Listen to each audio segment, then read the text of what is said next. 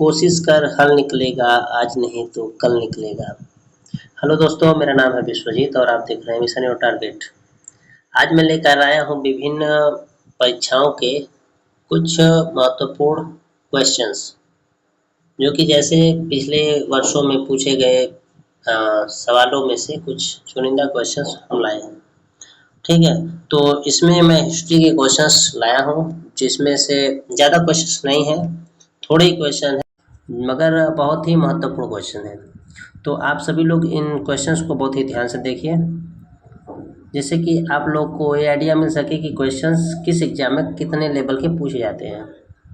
तो आइए शुरू करते हैं। हमारा पहला क्वेश्चन है, हाँ जी, हमारा पहला क्वेश्चन है भारत छोड़ो आंदोलन किस वर्ष प्रारंभ हुआ। आप लोग पेपर के नाम भी देख सकते हैं, किस पेपर में क्या आया है, कौन सा पेपर में कौन सा क्वेश्चन है। तो एसएससी एमटीएस के पेपर में आया है 2019 में। ठीक है, तो भारत छोड़ो आंदोलन किस वर्ष प्रारंभ हुआ। तो यहाँ पे 4 विकल्प दिए गए हैं, 1930, 1942, 1932 या 1940। तो इन सभी के ऑप्शंस को भी हम लोग थोड़ा सा देखेंगे और समझेंगे कि इन क्वेश्चंस के ऑप्शंस का मतलब क्या है। ठीक है, मतलब इन समय पर क्या हुआ है। अगर कुछ महत्वपूर्ण हुआ होगा तो बताया जाएगा, नहीं हुआ होगा तो बात नहीं की जाएगी। तो जो इसका राइट आंसर है वो हो जाएगा 1942। 1942, 8 अगस्त 1942, 8 अगस्त, थोड़ा सा पेन गड़बड़ हो गया मेरा। ठीक है, 8 अगस्त 1942 को शुरू हुआ था भारत छोड़ो आंदोलन। कहाँ से शुरू हुआ था, तो बम्बई के ग्वालियर टैंक से शुरू हुआ था भारत छोड़ो आंदोलन। ठीक है, इसमें गांधी जी ने एक बहुत ही महत्वपूर्ण नारा दिया था, जिसे हम लोग बोलते हैं करो या मरो। करो या मरो का नारा महात्मा गांधी ने भारत छोड़ो आंदोलन के दौरान ही दिया था। ठीक है, डू एंड डाई का। अब बात करते हैं कि 1930 में क्या हुआ था भाई। तो 1930 में महात्मा गांधी ने दांडी यात्रा की थी, दांडी यात्रा या दांडी मार्च, जिसे हम लोग सविनय अवज्ञा आंदोलन भी कहते हैं। यह आंदोलन 12 मार्च को शुरू किया गया था। ठीक है, 12 मार्च 1930 को शुरू किया गया था साबरमती आश्रम अहमदाबाद से दांडी यात्रा। ठीक है, 1932 में क्या हुआ था, तो 1932 में महात्मा गांधी और डॉक्टर बी आर अम्बेडकर यानी भीमराव अम्बेडकर के बीच पूना पैक्ट समझौता हुआ था। पूना पैक्ट हुआ था। ठीक है, पूना समझौता हुआ था। इस पे दलितों को लेकर बहुत बड़ा विवाद हुआ इन दोनों के बीच में, उस पर समझौता हुआ था 1932 में। 1940 में क्या हुआ था भाई, तो 1940 में महात्मा गांधी ने विनोबा भावे से और तथा जवाहरलाल नेहरू से प्रथम सत्याग्रही के रूप में बात की थी कि इस पे मतलब विचार होना चाहिए कि 1942 के चर्चा के बारे में इस पे बात किया गया था। ठीक है, नेक्स्ट क्वेश्चन पे बात करते हैं कि निम्नलिखित में से कौन सा नेता चंपारण सत्याग्रह से संबंधित नहीं है। कौन सा नेता चंपारण सत्याग्रह से संबंधित नहीं है। तो बात करते हैं, हमारा ऑप्शन दिया है कि अनुग्रह नारायण सिन्हा, उसके बाद जेपी कृपलानी, ब्रजकिशोर प्रसाद, सरदार वल्लभ भाई पटेल। तो जो इसका राइट आंसर हो जाएगा वो सरदार वल्लभ भाई पटेल हो जाएगा। ठीक है, चंपारण में इन्होंने कोई मुख्यतः भूमिका नहीं निभाई थी। ठीक है, मुख्यतः भूमिका इन्होंने नहीं निभाई थी। इन्होंने मतलब कहाँ पे इनको देखने को मतलब मिलता है कि कहाँ पे भाई थे सरदार पटेल, मतलब कौन कौन से आंदोलन में महात्मा गांधी के। तो आप लोग जानते होंगे खेड़ा सत्याग्रह में, जो कि 1918 में हुआ था, उसमें सरदार पटेल की भूमिका रहती है। बारडोली सत्याग्रह जो होता है, बारडोली सत्याग्रह 1928 में महात्मा गांधी के साथ रहते हैं, पर चंपारण में यह नहीं थे। ठीक है, नहीं थे। अब बात करते हैं कि अनुग्रह नारायण सिन्हा कौन थे। तो अनुग्रह नारायण सिन्हा बिहार के राष्ट्रवादी नेता थे। ठीक है, बिहार के राष्ट्रवादी नेता थे जो कि महात्मा गांधी का थोड़ा सा सहयोग करते हैं बिहार में। ठीक है, जेबी कृपलानी कौन थे भाई। तो जेबी कृपलानी चंपारण सत्याग्रह में महात्मा गांधी के प्रमुख सहयोगी रहे। ठीक है, प्रमुख सहयोगी रहे, जो कि एक बार कांग्रेस के अध्यक्ष भी बनते हैं जेबी कृपलानी। ठीक है, अगर बात करें ब्रज किशोर प्रसाद कौन थे भाई। तो ब्रज किशोर प्रसाद बिहार के वकील थे, बिहार के एक वकील थे और एक राष्ट्रवादी नेता भी थे। ठीक है, तो कोई कंफ्यूजन नहीं होगा इसमें। जो इसका राइट आंसर हो जाएगा कि चंपारण में मतलब वह कौन नेता था इन चारों में से, तो सरदार पटेल नहीं थे। नेक्स्ट क्वेश्चन की बात करें, और पेपर भी आप लोग देखते हुए चलिएगा कि देखिए एक पेपर है एसएससी सीजीएल में पूछा गया। ठीक है, नेक्स्ट क्वेश्चन की बात करें तो देखिए नेक्स्ट क्वेश्चन जो है हमारा है कि भाई यूपी पीएससी यानी यूपी पीसीएस के एग्जाम में भी क्वेश्चन आया है और सिविल सर्विस में भी एग्जाम में या पेपर आया यानी यूपीएससी के भी में आया है। और 2013 में यूपी पीएससी 2013 में यह क्वेश्चन आया है। कौन सा क्वेश्चन भाई। चंपारण में तीन कठिया प्रणाली प्रथा का अर्थ क्या है। यानी कि चंपारण में मतलब तीन कठिया प्रणाली क्या थी जो कि बिहार में थी। तो जो इसका ऑप्शन दिया है कि भाई भूमि के 3/20 भाग पर नील की खेती, भूमि के 3/19 भाग पर नील की खेती, या भूमि के 3/18 भाग पर नील की खेती, या इनमें से कोई नहीं। तो जो क्वेश्चंस का आंसर हमारा हो जाएगा, या मतलब पूछ रहा है हमसे कि जो तीन कठिया प्रणाली थी वो मतलब क्या थी, उसका मतलब क्या था। तो उसके बारे में अगर हम बात करें तो जो इसका मतलब यह था कि अंग्रेजों द्वारा भूमि पर 3/20 भाग में खेती कराई जाती थी नील की, जबरदस्ती, मतलब सभी को करना ही करना है भाई। ठीक है, सबका मतलब सबको करना ही करना है। और भूमि का 3/19 भाग कुछ था नहीं, 3/18 भाग भी कुछ नहीं था। तो मतलब जो हमारा राइट आंसर हो जाएगा वो 3/20 भाग पर नील की खेती होती थी, तीन कठिया प्रणाली, जिसे चंपारण सत्याग्रह के नाम से जाना जाता है। मतलब कि महात्मा गांधी ने चंपारण सत्याग्रह किया 1917 में और इस तीन कठिया प्रणाली को खत्म किया। ठीक है, नेक्स्ट क्वेश्चन की बात करें तो नेक्स्ट क्वेश्चन और एक क्वेश्चन कब पूछा था हमारे, जो हमने अभी देखा वो क्वेश्चन भाई सिविल सर्विस यानी कि यूपी पीएससीएस में पूछा गया क्वेश्चन है। यूपी पीसीएस या यूपी पीएससी एक ही बात होता है, तो कंफ्यूज नहीं होना। ठीक है, नेक्स्ट क्वेश्चन की बात करें तो नेक्स्ट क्वेश्चन हमारा बोल रहा है कि वर्ष 1942 में कांग्रेस के बंबई अधिवेशन में भारत छोड़ो प्रस्ताव किसने प्रस्तुत किया। एक क्वेश्चन पूछा है भाई UP PSC civil service exam 2013 में पूछा है ये क्वेश्चन भी। तो इस पे आप लोग ध्यान दीजिए कि 1942 में बंबई अधिवेशन में भारत छोड़ो प्रस्ताव किसने प्रस्तुत किया। तो इसका जो राइट आंसर हो जाएगा वो तो वैसे तो जवाहरलाल नेहरू हो जाएगा, पर इन्होंने ऐसा मतलब क्यों बोला, इनके बोलने का मूल मंत्र क्या था। तो इन्होंने प्रस्ताव इसलिए दिया कि भाई उनको लगा कि अब इस तरह अंग्रेज भारत नहीं छोड़ेंगे, तो इसलिए उन्होंने भारत छोड़ो प्रस्ताव कांग्रेस के समक्ष रखा। ठीक है, तो इस पे गांधी जी ने आंदोलन भी चला दिया 1942 में, भारत छोड़ो आंदोलन, तो यही था। और अगर बात करें कि आचार्य नरेंद्र देव कौन थे, तो आचार्य नरेंद्र देव प्रसिद्ध समाजवादी नेता थे जो कि कांग्रेस सोशलिस्ट पार्टी के प्रमुख नेता थे। ठीक है, कांग्रेस सोशलिस्ट पार्टी के प्रमुख नेता थे आचार्य नरेंद्र देव। इन्होंने भी इस बात का समर्थन मतलब आगे चल के किया। राजेंद्र प्रसाद कौन थे भाई। तो राजेंद्र प्रसाद वही व्यक्ति थे जो कि भारत के संविधान सभा के अध्यक्ष थे और स्वतंत्र भारत के प्रथम राष्ट्रपति भी थे। जेबी कृपलानी कौन थे भाई। तो जेबी कृपलानी स्वतंत्रता संग्राम के एक प्रमुख नेता थे जो कि 1946 में एक बार अध्यक्ष भी बने हैं। किस चीज़ के भाई, तो कांग्रेस के, जेबी कृपलानी। ठीक है, नेक्स्ट क्वेश्चन पे बात करें हम लोग। नेक्स्ट क्वेश्चन हमारा है 5 नंबर क्वेश्चन कि चंपारण आंदोलन मुख्यतः किसने विरोध किया। मतलब चंपारण आंदोलन में किसने विरोध किया था भाई मुख्यतः रूप से। तो बात करें तो देखिए सबसे पहली बात कि पेपर किस पेपर में आया, तो आरआरबी एनटीपीसी में आया है।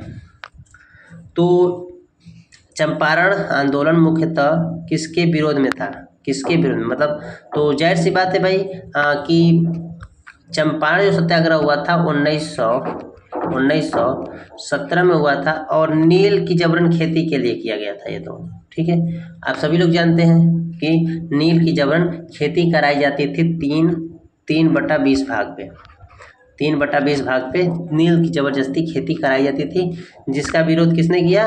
महात्मा गांधी ने किया था और सफल भी रहे। ठीक है, नेक्स्ट क्वेश्चन पे बात करते हैं। अगर बात करें थोड़ा सा अभी देख लेते हैं कि ब्रिटिश सरकार की वित्तीय अत्याचार, ये तो बात खैर ये भी सही है, बट मेन मुद्दा ये था। और रॉलेट एक्ट क्या था?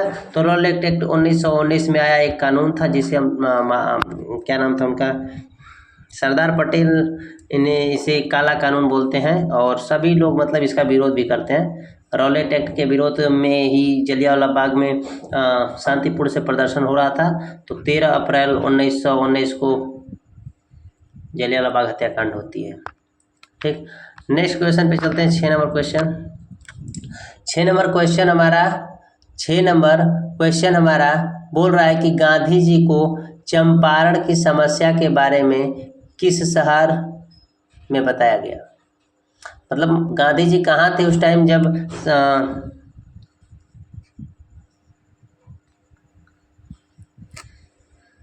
बताया गया, और वहाँ आने के लिए किसने आमंत्रित किया? मतलब आमंत्रित करने वाला व्यक्ति कौन था? सॉरी मैं थोड़ा सा कंफ्यूज हूँ, फिर से मैं पढ़ रहा हूँ क्वेश्चन। महात्मा गांधी को चंपारण के किसानों की समस्या के बारे में किस शहर में बताया गया और वहाँ आने के लिए आमंत्रित किया गया? ठीक है, तो जो इसका आंसर हो जाएगा लखनऊ अधिवेशन हो रहा था 1916 में, वहाँ पे महात्मा गांधी थे कॉन्फ्रेंस का। तो वहाँ पे इनको पता चला कि भाई चंपारण में कुछ समस्या है। ठीक है, तो वहाँ पे उनको पता चला और चंपारण आने के लिए इनको आमंत्रित किया गया। ठीक है, और 1916 के कांग्रेस अधिवेशन में जो कि लखनऊ में हो रहा था, वहाँ पे इनको पता चला। और कौन बताया भाई आकर?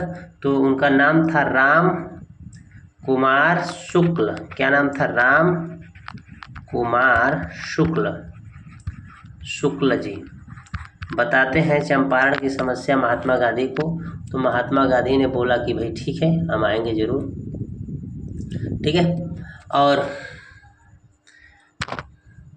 पटना और अहमदाबाद की थोड़ी सी बात जान लेते हैं।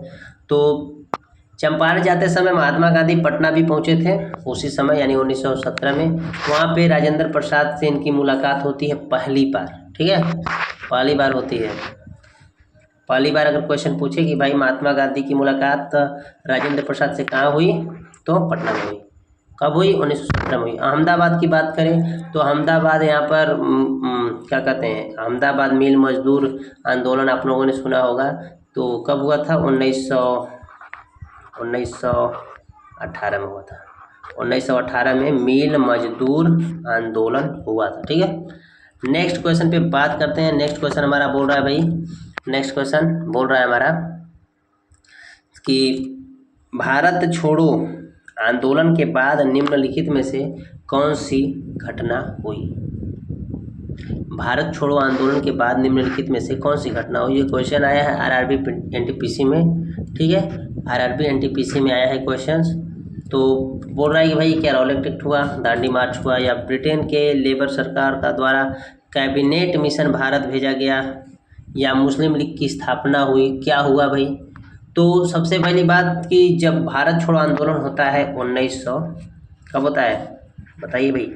1942 में होता है भारत छोड़ो आंदोलन। स्टार्ट कब हुआ? 8 अगस्त को हुआ, ग्वालियर टैंक मुंबई। ठीक है, तो 1942 में जब भारत छोड़ो आंदोलन होता है तो उसके बाद कैबिनेट मिशन भारत आता है। ठीक है, क्या आता है? Cabinet mission Bharat. यानी 1942 में क्या आता है भाई? 1942 में कैबिनेट मिशन आता है। रॉलेट एक्ट जो हुआ 1919 में आया है। ठीक है, दांडी मार्च 1930 में हुई है। मुस्लिम लीग की स्थापना 1907 में हुआ है। कब हुआ है? सॉरी 1906 में हुआ है। ठीक है, 1906 में हुआ है, 9 के साथ में 6 में मुस्लिम लीग की स्थापना हुई है, और 1942 में कैबिनेट मिशन भारत आया। ठीक है, कंफ्यूज नहीं होना है। नेक्स्ट क्वेश्चन की बात करें तो नेक्स्ट क्वेश्चन हमारा बोल रहा है कि भारत छोड़ो आंदोलन किसके पदच्युतर में शुरू किया गया था। ये क्वेश्चन यूपीएससी के सिविल सर्विस एग्जाम में आया है, मतलब यूपीएससी में पूछा गया क्वेश्चन है ये कि भारत छोड़ो आंदोलन किसके पदच्युतर में शुरू हुआ, मतलब किसकी देखरेख में शुरू हुआ था। तो इसका जो राइट आंसर हो जाएगा मतलब कि क्रिप्स मिशन या क्रिप्स मिशन जो आता है भारत में 1942 में,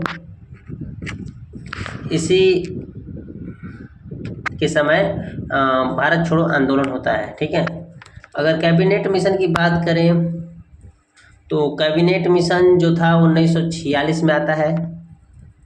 ठीक है, 1946 में कैबिनेट मिशन आता है भारत।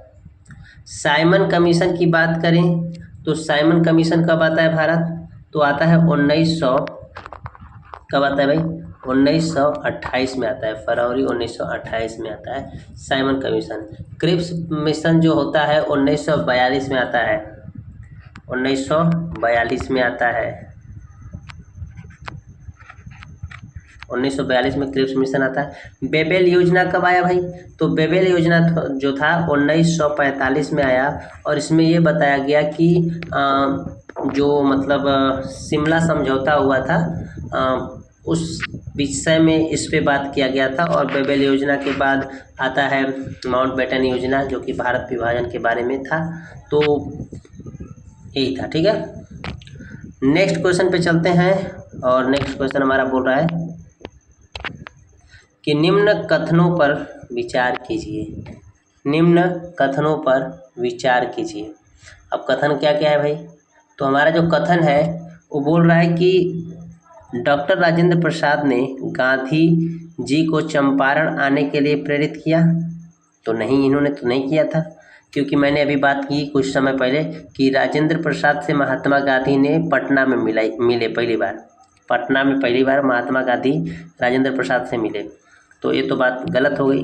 ठीक है, आचार्य जेबी कृपलानी चंपारण जांच में अधिकारी गांधी जी के सहयोगियों में से थे।